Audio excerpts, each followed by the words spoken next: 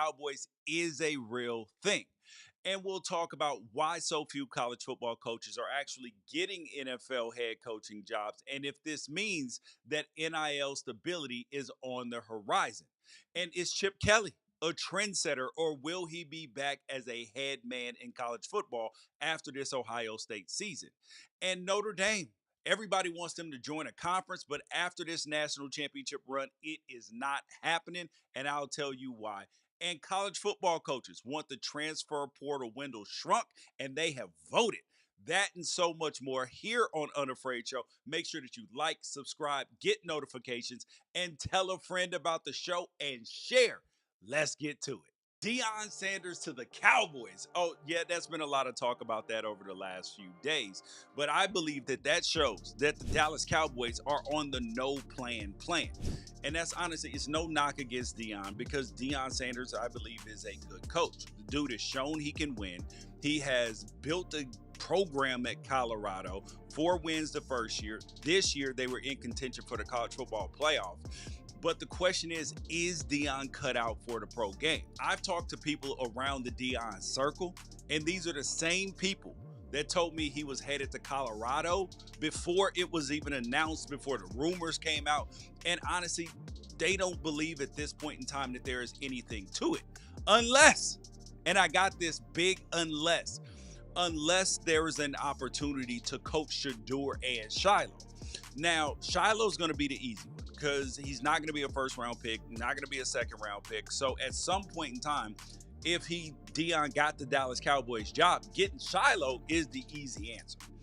But Shedeur could be a tougher task. Now, the Cowboys don't have a top 10 pick this year in the NFL draft. So the question is, can he pull a LeBron James and bully the NFL into not drafting Shedeur until he got to make the pick and to draft his son? Now, the difference between Bronny and Shedeur is Shedeur is going to be a first-round pick. Bronny, some people didn't think he was draftable. Whatever your thought is, it was a lot easier for the Lakers to get Bronny than it is going to be for wherever Deion takes a job, if he did take an NFL job, to get Shedeur Sanders without a top 5 or top 10 pick. But the reason why I said that this shows that the Dallas Cowboys are on the no-plan plan is because Jerry Jones sat up there and was like, Mike McCarthy, we love him. He's our guy. There's no reason to let him go. But then you wouldn't let him interview for the Bears job. And now he's out after contract negotiations broke down. So the question is this something that Deion Sanders could handle? And because as good as Deion Sanders was as a player, he's shown to be a good leader of men in college. He strikes me in the Nick Saban mold of he is a college football coach. He is not an NFL coach. That's just the truth. Because think about these rules, right? No slides. No, if your money's being withheld, if you get an F in a class or a D in a class, no hoodies in meets. Like there are certain rules that he's trying to instill to get some discipline in the players at Colorado, but you don't have that, where you get to be king, judge, and jury like you, my way or the highway, like you do in college, like you can in the NFL. It just doesn't work that way. But then that begs to question about the kids that committed to Colorado, Julian Lewis, the quarterback who they handed the keys to and everything else. So how does that impact everything? Because he already left Jackson State, then he would be at Colorado for 2 years and then go into the NFL. I honestly would hate that. And it's not that I hate it for Deion. I just hate it in general because kids made commitments to Colorado. They made commitments to Deion Sanders. And then for him to leave at this point in time would be absolutely whack. I hate it. But I do understand at the same time that this is the business of college football and this is, what we're dealing with. But if we are going to dislike it and knock it when kids bounce and when kids leave and hop in the transfer portal, then we got to keep that same energy when coaches do it, because coaches are literally the reason why players started doing it and why they wanted that same freedom. So it's not that I don't believe that Deion Sanders would be an evil man if he leaves. It just means I dislike the process. I dislike the commitments being broken, whether it's the players, whether it's the coaches. And there is something to everybody is trying to find, economic stability, good working conditions, somewhere that they want to live that's geographically desirable, someplace that their family can thrive. I understand all of those things, but that doesn't mean that it doesn't feel, as the young kids say, that it doesn't mean it don't give me the ick, because it definitely does give me the ick. Hold on, guys. I want to give you a second to like, subscribe, get notifications, and hop down in there in them comments and let me know what you think. And Deion Sanders is not the only coach that has been rumored for an NFL head coaching job. So there was rumors about Sark down at Texas being interviewed for jobs. There was rumors of Marcus Freeman from Notre Dame being interviewed for the Bears job. But the question is, why are so few college coaches actually making the jump to the NFL when there are so many openings? And I believe the answer is because they're not being offered jobs. Because college football coaches have not translated well to the NFL. And for every Jim Harbaugh and Jimmy Johnson success story, there's a graveyard of Nick Saban's, Matt Rule's, Urban Meyer's, Cliff Kingsbury, Chip Kelly's, Bobby Petrino's. There's a graveyard of those names for every success story. So because there's a totally different mentality that it takes to coach NFL players than it takes to coach college football players.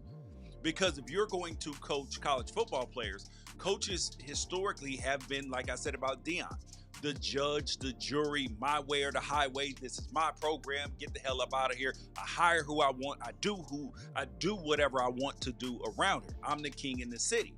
Well, in the NFL, just like you saw with Urban Meyer, if the players don't want a particular strength coach, he got to get up out of here. The players make more than the coaches. So that's a dynamic. It's much like the NBA, where the players have more power than the coaches do in general. And in college football, the coaches still have the power, even though that there's NIL, the transfer portal, and everything else, because there's still limiting factors surrounding the players. And when you got a coach, like let's say a Lincoln Riley, a Brian Kelly, these dudes still got $60-70 million fully guaranteed on their contract. The school has to acquiesce every single thing that they need to give them a chance to win, because them paying out Jimbo Fisher $70 million in buyout money, that ain't happening. That ain't happening. So you got to find a way to make the coach win. And you had the rumors about Marcus Freeman interviewing for the Bears job, and I believe just like it was with Sark before they ended up playing in their semifinal game down at Texas, I believe that these leaks are intentional and trying to be distractions on teams. I do. I believe that somebody either invested in their opponents, invested in either Ohio State, or invested in Penn State, or invested in Ohio, whatever it is. They wanted those things to come out because we have seen historically when coaches' names start getting leaked with job opportunities, those teams don't play well. So if you can get some rumors and some instability or some doubt surrounding a team, you are absolutely going to do it. And so I believe that college football coaches, and this is what I've heard whispers about as well, is that college football coaches are actually interviewing in secret. That, you know how the Bears will announce, we interviewed Thomas Brown today, we interviewed Mike McCarthy today, we interviewed whoever. Well, they're not going to put out that they're going to interview the college football coaches, because it is bad for the college football coach in terms of recruiting. Because if he interviews and he doesn't get the job, now their rival or somebody in their conference can recruit against them and say, hey, yo, this dude got one foot out the door anyway. I'm staying around here. So why don't you come over here with me? Because I'm not going nowhere. Even though that may not be the truth if the right offer comes up for them. It just hasn't been publicly said. But people have wondered if this means, with college football coaches not getting jobs, not interviewing, that NIL and stability is on the horizon. And the answer to that is yes. Stability, and in terms of the transfer portal, stability in NIL was always on the horizon because the market was always going to correct itself. If the leadership, and I'm talking about the head of the NCAA until there is a college football commissioner, which I will be interviewing for, that the leadership, whether it's the head of the NCAA, whether it is the head of the conferences, in your Greg Sankeys, your Tony Petittis, and the rest of the crew, if your leadership makes common sense changes every single year and doesn't try these big sweeping changes, just tweak a little bit, and then in 5 years, you will actually be in a good place. Because players are going to see, and I said this from the beginning, is that the market will correct itself.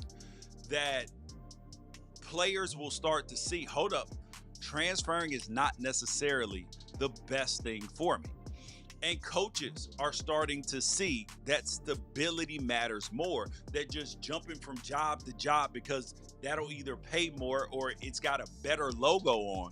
Like those advantages are going to shrink a little bit. We have seen just this year in the college football playoff, we've seen SMU make the playoff, Indiana make the playoff. Did they win their games? No.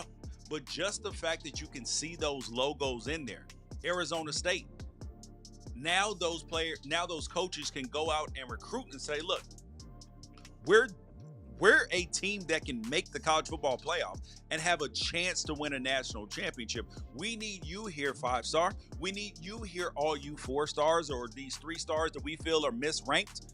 We need you to come here because if you come here and get developed and build, now you know what? We can pay you NIL money. And we're going to give you a chance to win a national championship. And you don't have to sit on the bench at Penn State. You don't have to sit on the bench at Ohio State because we know that you're just as good as those guys. And that's the way it's going to work. So you're going to have more parity, more weird results year in and year out. And that actually means that college football is not broken, that it is in a good place. One of the trends you saw last year, because you saw it happen with Boston College's head coach, you saw it happen with Chip Kelly at UCLA, was he left a head coaching job voluntarily and took the job at Ohio State. Now, I do not believe that Chip Kelly's a trendsetter because, number one, he has been interviewing or wants to interview for head coaching jobs again. So, yes, he is absolutely wanting to get back in the head coaching fold. He was in a situation where he wants a head coaching job. He just didn't want it where he was at UCLA. And it's a lot. And people are like, well, how could he take that sort of pay cut? It's a lot easier to go from like $5-6 million to $2 million a year when you already have made close to $100 million. If that is going to bring more happiness and enjoyment to your life and career, you know what? You will make that $3 million sacrifice because it may only be for 1 year.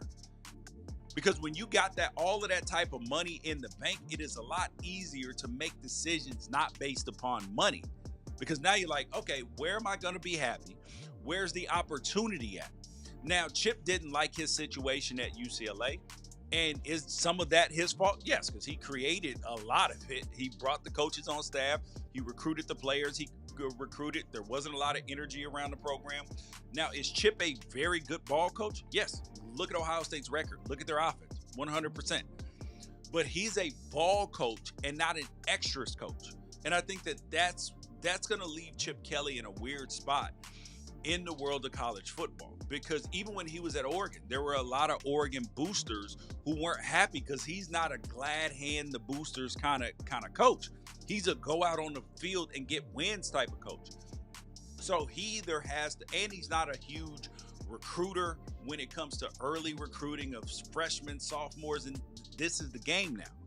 So if Chip Kelly does get another college football head coaching job, he either has to hire a general manager who's going to be doing a lot of this legwork and hire coaches and buy into a philosophy of recruiting a different way than he's done it, or it's not going to work no matter where he goes.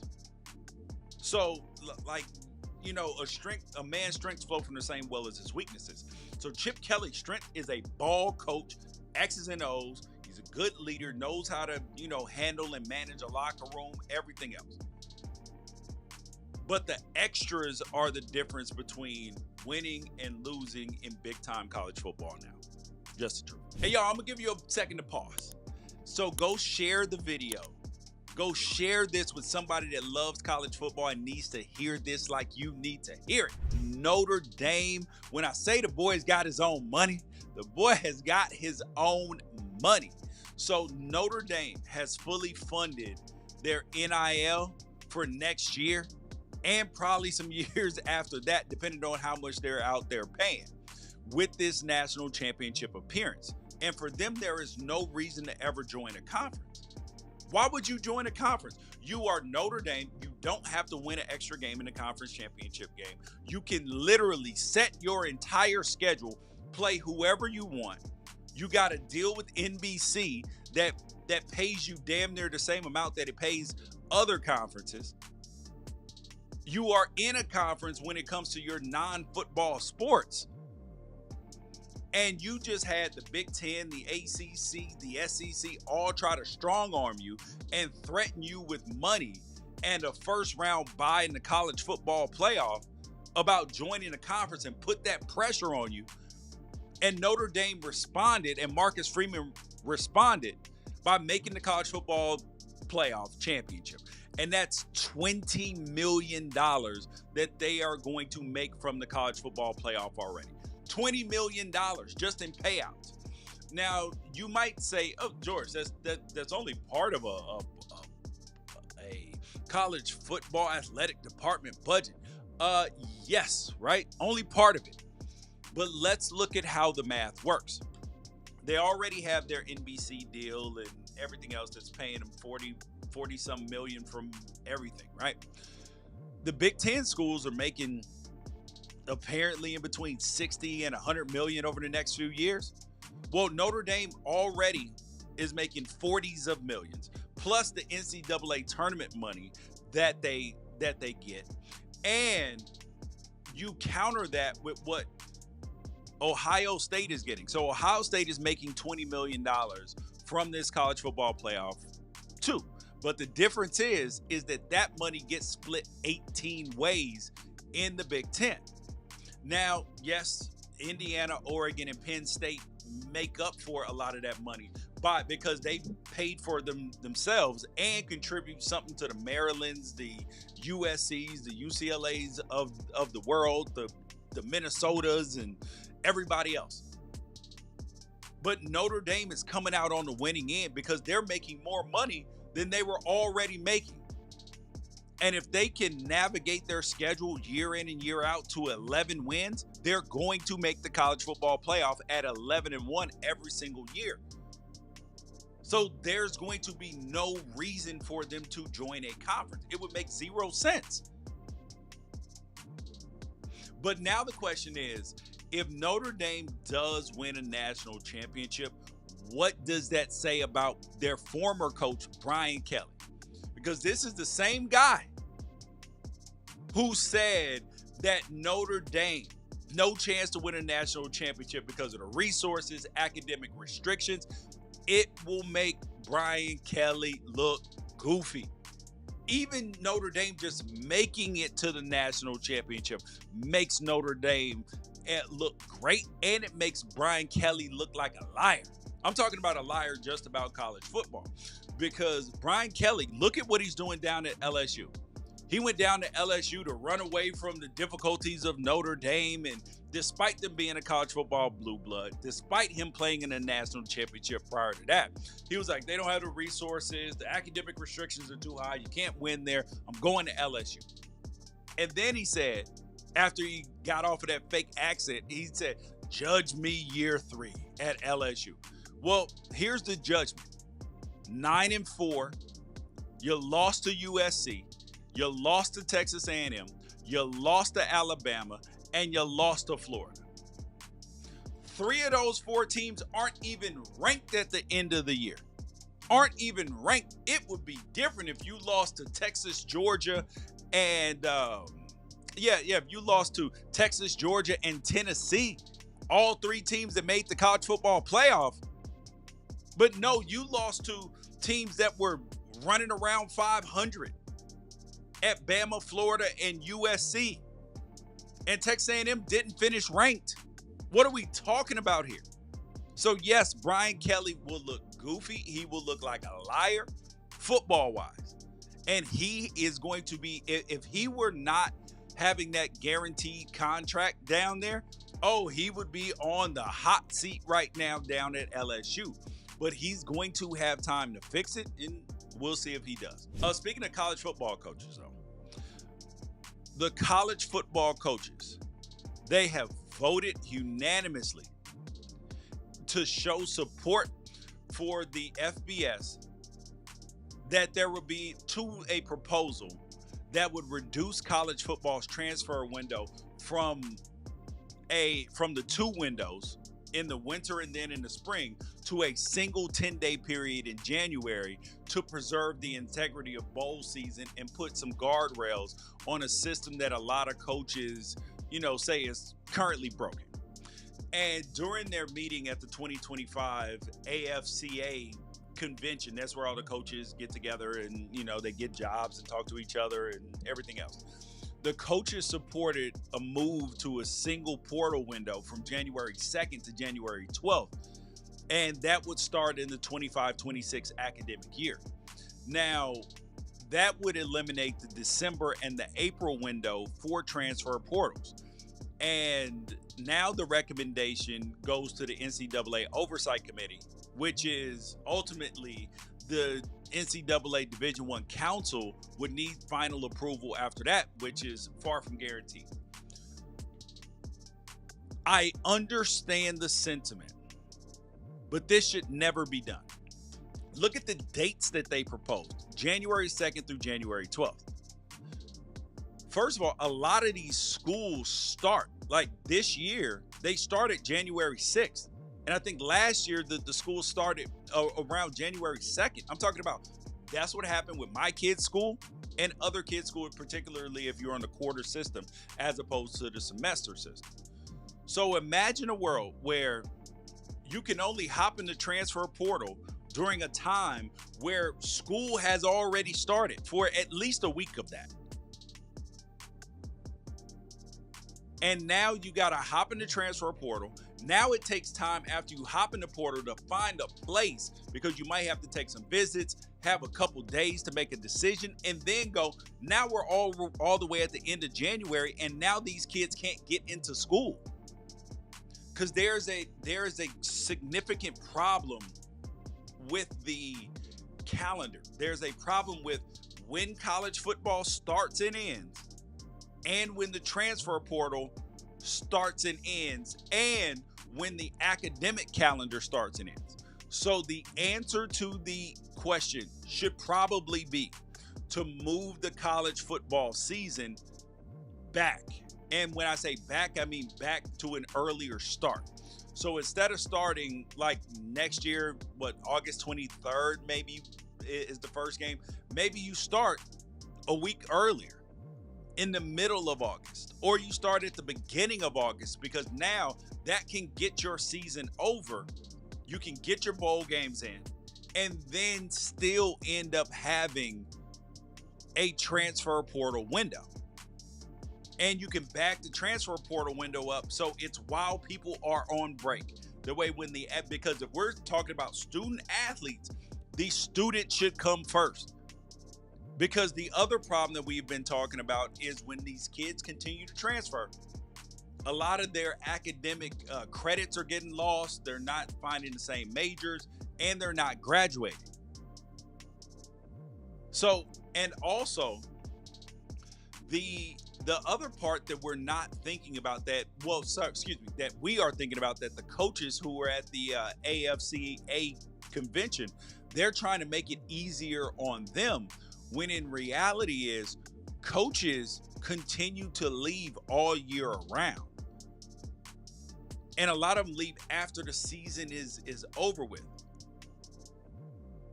So that puts significant pressure on the players, because now if my coach leaves, I got to find a new spot. Like, for instance, I knew a kid who signed with Washington State coming out of high school, so excited, everything else. Coach leaves, goes to Wake Forest, and now you're like, oh, wow, what the hell is supposed to happen to me?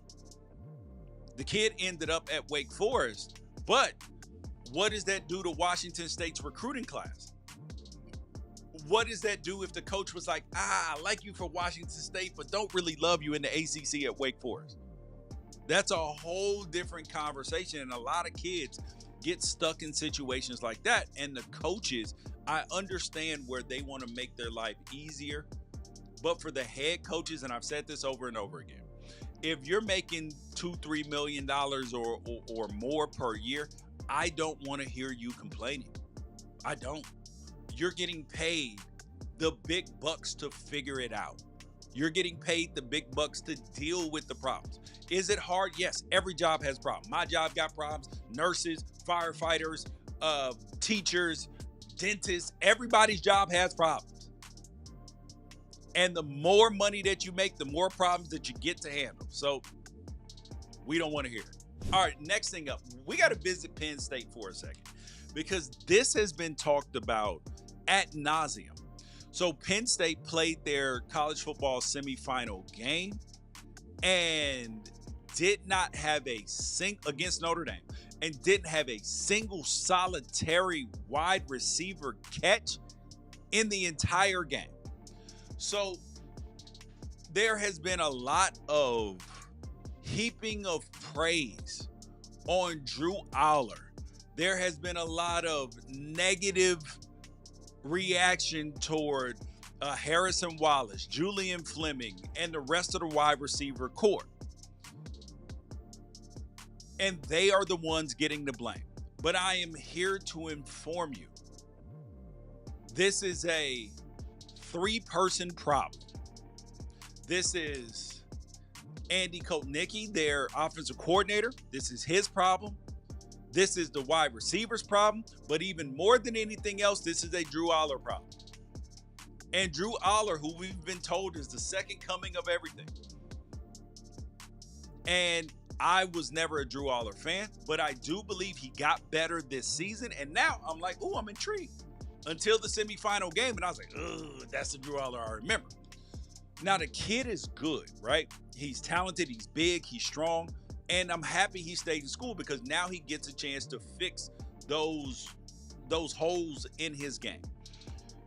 Drew Allar is a lot more conservative with the football in general. That's why he does not throw a lot of interceptions. So he's risk averse, which is good in protecting the football. But when you are throwing the ball to wide receivers, sometimes you got to throw in tight windows. He's shown that he can do it, but the willingness to do it is not always there. And then there is blame to go on Kotelnicki, the offensive coordinator. If Arizona State can throw the ball to their wide receivers with Tyson out, who was their leading wide receiver by far, if they can throw the ball to their wideouts in the college football playoff, if they can scheme them open against Texas, right? Against Texas, why can't you against Notre Dame, Penn State? That's the question. Because there's so much focus on getting Ty Warren the ball, and a lot of these plays are like one-read plays. Because you see, Drew Allar, if Ty Warren's not there on certain plays, or the way the play is designed, if one person's not open, he's chucking it out of bounds, or if there's pressure, Now that's when Drew Allar is able to make plays, and then he dumps it down to a running back, something like that, because he's so much better when the play breaks down. So this is a problem that Penn State has to get fixed. You can bring in Jeremiah Smith. You can bring in USC's wide receivers, Oregon's wide receivers, the best wide receivers in the country.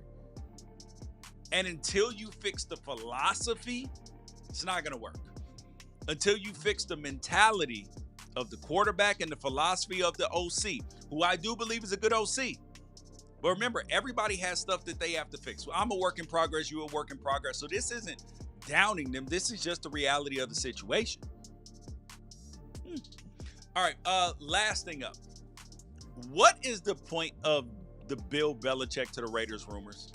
Because we've been hearing these time and time again. And I'm here to tell you that at least for the foreseeable future, Bill Belichick has given up on the NFL. And there's a lot of people who are sitting there saying, oh, he gave a middle finger to the NFL. He's not going. No, the NFL gave Bill Belichick the middle finger. If he could have gotten an NFL head coaching job, he would have taken it. But when that became not a reality and UNC became a reality, he was like, oh, all right, I'm in on this new challenge. And I do believe that Bill Belichick is in on building a college football program. He's an old man, over 70 years old, and with a young 20-something girlfriend. That means that he's up for new challenges. The dude don't have no problem or willingness to deal with the youth. This is going to invigorate his soul. This is going to make Bill Belichick live longer coaching at North Carolina, because remember, Mac Brown said, being around the players, being around the youthful energy, everything else, that's the thing that makes his life so great. It gives him purpose. Bill Belichick has a new purpose, and going to the Raiders ain't going to fulfill that purpose. So let's stop talking about it. And I know that Tom Brady is running the show over there and everything else with the Raiders, but let's just stop. Bill Belichick is going to be the head coach in North Carolina. He's building a staff. He's already starting recruiting, and he ain't the type of guy to just bail in the middle of things. Just saying. You guys, though, I appreciate your time. I appreciate your energy. Thanks for watching here on the Unafraid Show College Football. Peace out. Catch you guys later.